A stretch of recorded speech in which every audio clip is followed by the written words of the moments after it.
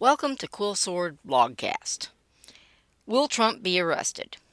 Well, that was the title of the blog that I posted this morning, but I'm actually not going to cover it the way I normally would for this video. Why? Because they're even more insane than I thought they were. Now, if you want to see the blog or read it for yourself, listen to it on podcast, the links are in the description. You're more than welcome. But we're just going to cover this in brief, and then I'll go ahead and give you the rundown of the blog itself. I don't begin to understand what is wrong with the New York City DA, other than he's either not a very good lawyer or he thought he had more political cover than he actually has. My guess is it's a little of both, but mostly the latter. It takes a really good lawyer to be able to wring the last little bit of juice out of a law that had nothing to do with what you were trying to do. Now, here we're talking about how law works, which doesn't always conform to how justice should work. I mean, obviously, that's what you want law to do, and that's what we as a society should strive for with our laws. But sometimes the devil is really in the details. You put enough itty-bitty little details in something, and you end up with an animal that wasn't at all what you thought you were engineering. And that happens a lot with law. Add creative lawyering, and you get some interesting permeations. Now, I'm not a lawyer. Don't play one on TV. I know enough to be dangerous to myself and others, so if you're stupid enough to take legal advice from some idiot that just told you she's not a lawyer, please stop listening now. Okay, everybody else, let's keep on. I'm not a lawyer, I am a legal geek. That means I enjoy reading legal decisions. Yes, I never said I was normal. I do not enjoy reading a lot of legal documentation, but decisions, yes. It means I know just enough, again, to be dangerous to myself. But at the risk of being dangerous to myself, from what I've read of guys who actually know what they're talking about, and if you are interested in who I read and who I've been listening to, that's in the blog. Yeah, this case is garbage, and I do mean garbage. The election laws were changed sufficiently that there was no real way to prosecute Trump based on what had happened in 2016. Whether or not that should have been the case, not offering an opinion. I'm just saying that's where they were by 2018 when this thing blew up. If you can't prosecute at the federal level for a presidential candidate, the chances that a misdemeanor law in a New York state is going to be able to pull off what the federal election laws couldn't do, yeah, no. That's a no-go. That's not going to happen. That I still like Jonathan Turley's description of it as legally pathetic. It's just complete nonsense. You're not going to prove this case. It does not work. That doesn't mean that the law is right. It doesn't mean that everything is the way it should be. I'm not offering an opinion on that. I'm just telling you that this case is not going to go anywhere, legally speaking. In New York State, if the political powers that be within the judicial system are stupid enough to let it go on, and don't put this past them because this has happened repeatedly in New York, in California, in Washington, D.C., in Washington State, a few other places. Lately, I'm sure it's happened in every state at some point. If they're stupid enough to let this continue, yes, it can grind on and be a royal pain in the backside for Trump for years to come.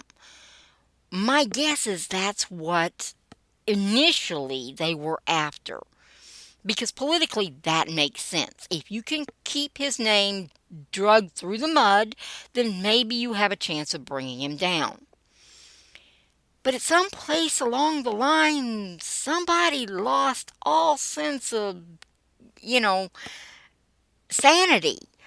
And they decided, oh, hey, yeah, we can indict him on a misdemeanor law that, yeah, doesn't actually do what we need it to do. Sure, yeah, why not?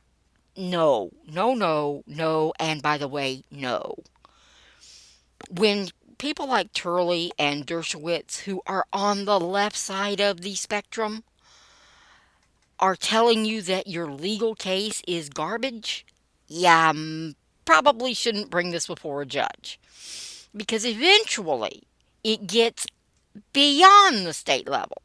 Eventually it becomes a civil rights case. Or it ends up in a federal appeals court under a variety of different legal possibilities. At some point, it hits the federal courts, and they're not nearly as amused by this kind of crap as state courts sometimes are. Now, there's always the chance that it'll hit a New York state judge that goes, "You guys are out of your mind, get out of my courtroom." That would be refreshing to see, but the truth is the DA has enough sense to keep his case away from such a judge. He's going to try everything he can to keep it where he knows he's likely to get a judge that will be sympathetic. In a good situation, the best you can hope for is to really, really be a pain in Trump's backside. That's it. You're not going to get an indictment. I mean, the legal experts, the real ones, are saying this is stupid. If that's the case, you're not getting the indictment. You might get the, well, I keep saying it the wrong way. I'm saying you can't get the indictment. Sure, he can. He's the New York DA. He can indict a bagel if he really wants to. I'm sure he'll find a grand jury stupid enough to do it some which way. But the likelihood of getting an indictment that would stick and form a legal case that actually ends up with a conviction, yeah, that's almost zero. And even a conviction in a New York court that is obviously behaving with political motives, yeah, that doesn't do you any good either because, again, it eventually ends up in the federal courts where they take a very, very dim view of it. Well, we don't have to worry about any of that happening because these idiots put it out in front of the American people at the worst possible time. Yes, I'm well aware Trump broke the news, but it doesn't matter if it was Trump breaking the news or them breaking the news. Even the hint of such an indictment is going to tick off his base, tick off the Republicans in general, and mostly tick off everybody else. Most people are sick of this shit. Okay? They don't want to hear about Trump all the time. I mean, his base does. Some Republicans are kind of that way, and certainly the rabid left that want to see him, I don't know, hung in effigy or something, they want to. Normal people would like inflation to go down, okay? Normal people want to make sure that they've got job security. Normal people are worried about the economy. They're worried about the Ukraine thing blowing up some which way, which it's not going to, but they're worried about it. They're worried about China. They're worried about all these other things that are really more important than what Trump did in 2016. And if Trump is guilty of what he's accused of, I'm not all that fond of that. There's nothing good about it.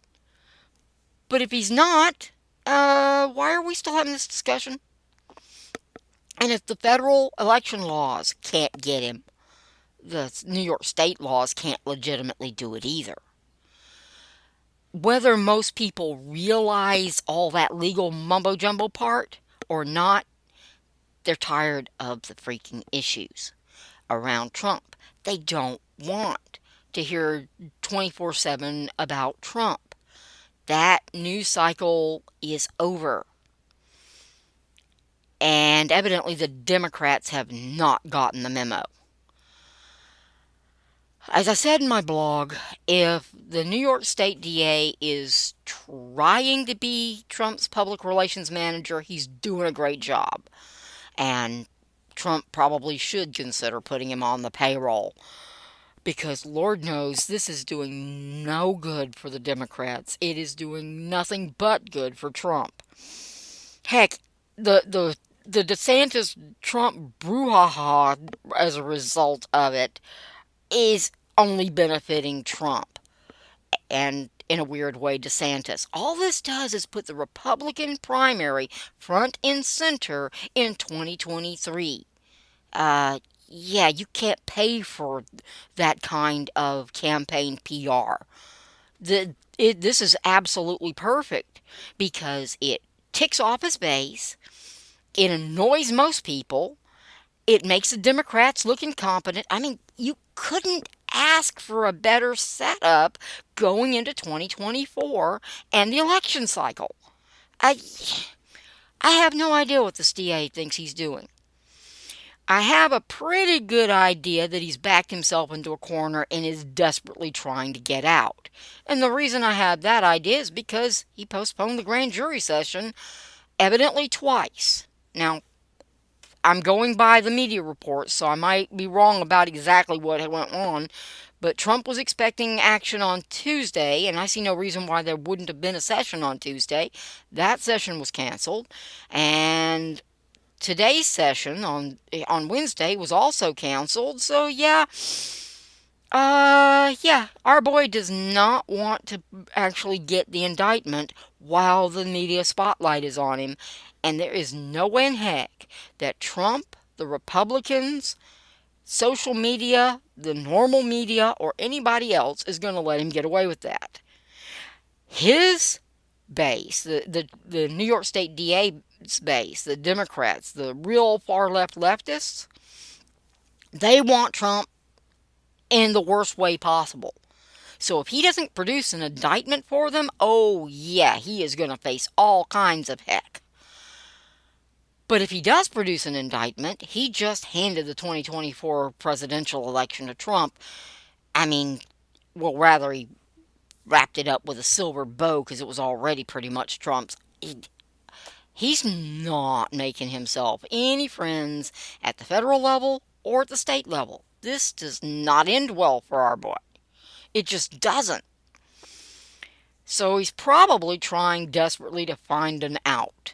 He either needs the governor of New York State and the New York bar to come out and strongly support him, and that seems unlikely. Or he needs a gracious exit. Oh, we just realized this case won't work. Yeah, that's not going to get him out. But he's got to find something. He's got to find a way out. He either needs massive support he clearly doesn't have, or he's got to have an exit. And I don't see that he has one.